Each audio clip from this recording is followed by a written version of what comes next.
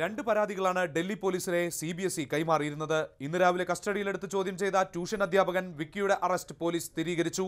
ഇയാളുടെ ട്യൂഷൻ ഇൻസ്റ്റിറ്റ്യൂട്ടിൽ കണക്കും ഇക്കണോമിക്സും പഠിപ്പിച്ചിരുന്നു. 10ാം ക്ലാസ്സിലെ ചോദ്യപേപ്പർ ചോർന്നതിന് പിന്നിൽ പ്രവർത്തിച്ച പഞ്ചാബ് വിഭാഗിലെ ബിസിനസ്സുകാരനെയും പോലീസ് തേടുന്നു. ഒളിവിലുള്ള ഇയാളെക്കുറിച്ച് ട്യൂഷൻ അധ്യാപകരെ ചോദ്യം ചെയ്തപ്പോഴാണ് പോലീസിന് വിവരം ലഭിച്ചത്. ഇതുവരെ വിദ്യാർത്ഥികൾ ഉൾപ്പെടെ 10ഓളം പേരെ കേസുമായി ബന്ധപ്പെട്ട് പോലീസ് ചോദ്യം ചെയ്തു.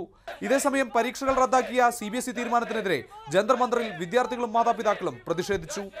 We didn't leak the paper. It's not our fault. It was some official of the CBSE that leaked the paper, and there is no guarantee that the retest paper will not be leaked. March 23-ന് CBSEക്ക് fax മുഖേന ലഭിച്ച പരാതിയിലാണ് ആദ്യം ചോദ്യപേപ്പർ ചോർച്ചയെക്കുറിച്ച് സൂചനയുണ്ടായത്. CBSEയുടെ academic വിഭാഗത്തിൽ March 26-ന് ലഭിച്ച കവറിൽ സാമ്പത്തിക ശാസ്ത്രം പരീക്ഷയുടെ 4 ഷീറ്റ് ഉത്തരങ്ങളായിരുന്നു. ഇതോടെ ചോദ്യപേപ്പർ ചോർന്നതായി സ്ഥിരീകരിക്കാൻ CBSE നിർബന്ധിതരായി. പുതിയ പരീക്ഷാ തീയതികൾ ഒരാഴ്ചയ്ക്കകം CBSE വെബ്സൈറ്റിലൂടെ പ്രഖ്യാപിക്കും.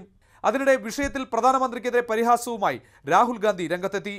കാവൽക്കാരൻ ദുർബലനായ കാരണമാണ് ചോർച്ചകൾ ഉണ്ടാകുന്നതെന്ന് രാഹുൽ ട്വിറ്ററിൽ കുറിച്ചു. വീണ്ടും പരീക്ഷ എഴുതാൻ തയ്യാറല്ലെന്നും ഉത്തരവാദിത്ത ബോധമില്ലാത്ത CBSE അധികൃതർ വേണമെങ്കിൽ വീണ്ടും പരീക്ഷ എഴുതട്ടെ എന്നുമാണ് വിദ്യാർത്ഥികൾക്ക് പറയാനുള്ളത്. ജന്തർ മന്ദറിൽ നിന്നും ഷിജു പട്ടുവത്തിനൊപ്പം റബിൻ ഗ്രാലൻ, മാതൃഭൂമി ന്യൂസ്.